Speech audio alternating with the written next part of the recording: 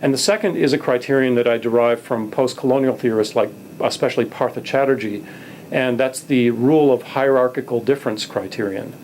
If, in addition to conquest, there's also the systematic definition of the indigenous population as inherently different and radically inferior, or at least inferior, permanently, inexorably inferior. If you have that kind of rule of difference, or rule of hierarchical difference, plus the sovereignty being seized, that I think defines what we call colonialism. But within that, there are a variety of different spectra. So that would be a fact about our usage of the term, as opposed to being a fact about the world. That we understand colonialism in terms of these two criteria. Well, it's actually, the word colonialism is used in a vast variety of different ways. It's one of the most polysemic words imaginable. It's like the word power or something. This is actually my definition that I've just proposed. Right. It's an analytic definition. And therefore you're saying that this is is it a useful way of defining the term, or is it a particularly revealing? Are these two characteristics the most causally germane characteristics? I think these are the two characteristics that differentiate the colonial state from other types of state. And I've arrived at this through my earlier work, which was on other forms of state. It was on European states, welfare states, local states like cities and municipalities, and then the colonial state. So it's a juxtaposition with other kinds of state where it seems that one of the native categories, one of the inherent categories of stateness is always sovereignty and who holds sovereignty. So my first sovereignty criterion, it comes from a kind of a hundreds and hundreds of year-long speculation or theoretical development of the object state, going back to the earliest theorists of sovereignty like Baudin, people like that, and through Carl Schmitt in the 20th century, all of whom have realized that one of the defining features of the state in general is sovereignty, and the question of who has sovereignty being key. And then the question of the definition of the subject population. In the colonial case, my rule of hierarchical difference is one in which I specify that the relation between ruler and ruled is one in which the ruled are inherently inferior and kept in an or are defined as being inherently inferior, and are kept in that state of enforced, practiced inferiority through a set of policies that are systematically promoted by the state in question. Now, as soon as the state begins to treat them as equals, I argue that the state is moving out of a colonial status and into some other sort of status, a non-colonial status. But it's possible that something like the Roman Empire, for example, where Rome governed in a lot of different ways, a lot of parts of the Mediterranean basin, I think by your definition, some of those rulerships would be called colonial and some would not. I think that's true. And in that sense, colonial is a fairly historically expandable criterion.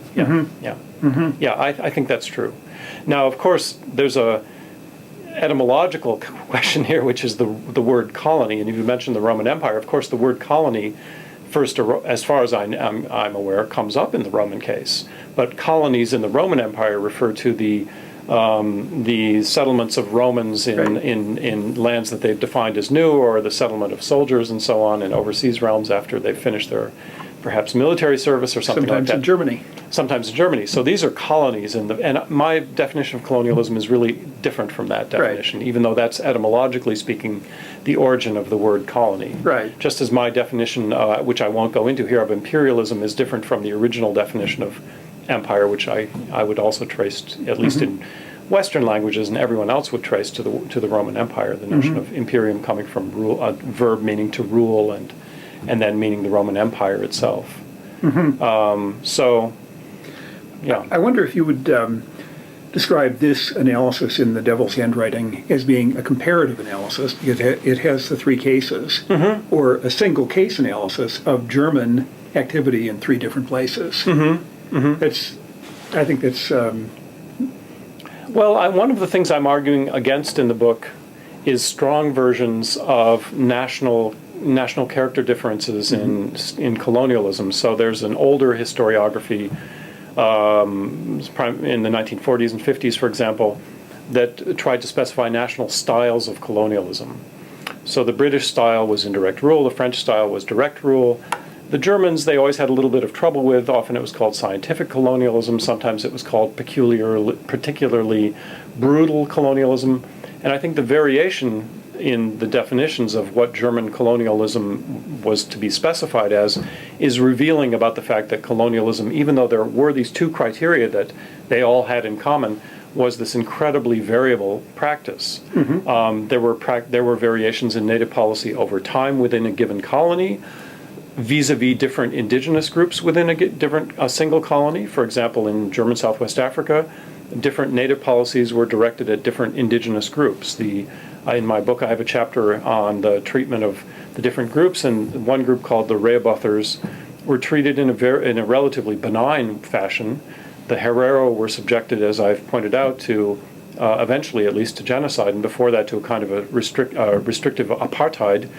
And the Khoikhoi peoples were initially enrolled in a kind of a noble savage role as trackers and sharpshooters in the colonial army, and only when they joined the Herero uprising in 1904 did the Germans apply genocide to them as well.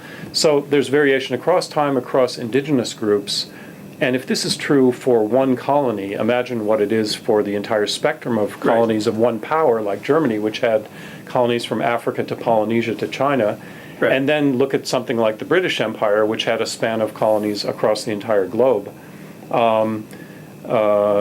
So comparisons can happen at any of these scales. I guess that's my point. Well, here's another cut, and that is to take African colonies of Belgium, France, and Germany, and to make a comparison among three locations originating in those three European countries. Is that a useful comparison, or are there too many different factors in play with the result that it's difficult to draw any conclusions at all? Well, I can only answer your question from the standpoint of the causal mechanisms that I've so far determined to be actually pretty important in the cases I'm studying. And the one that I've talked about as the field of the colonial state. Now, if we look at this level, national differences could make a difference, but for a very particular reason, not because there's a British character or a British culture versus a French culture or a German state culture, but rather because the the social groups that are elite and powerful in each of the different German, French, and British nation states and the United States at that time are relatively different. There's a different constellation within what Bourdieu calls the field of power in each of these countries at that time. So the United States, because of its different tradition, doesn't have an hereditary aristocracy. The fact that there's no hereditary aristocracy in the United States means that when the U.S. colonizes the Philippines at the end of the 19th, early 20th century, the social class constellation within the overseas colonial state in the Philippines among the Americans who are sent over there is different from the constellation in the German or in the French or in the British states, because the social class called the aristocracy is not present. So there might be, for example, in the American case, a relatively simplified version of the intra-elite symbolic class struggle within the colonial state in the American case. In the German case, because the nobility had this peculiar trajectory during the 19th century of losing much of its economic power and investing most of its energies into the diplomatic corps and the army and other branches of the state. In other words, kind of converting itself into a state aristocracy. The so-called Junkers, or the Prussian aristocrats, were highly represented within two branches of the state, the military and the diplomatic corps, which were key to the overseas colonial and imperial ventures. And that falls in the category of the field. And that falls into the category of the field of power within the metropolitan country and how that's transposed into the overseas imperial and colonial realms.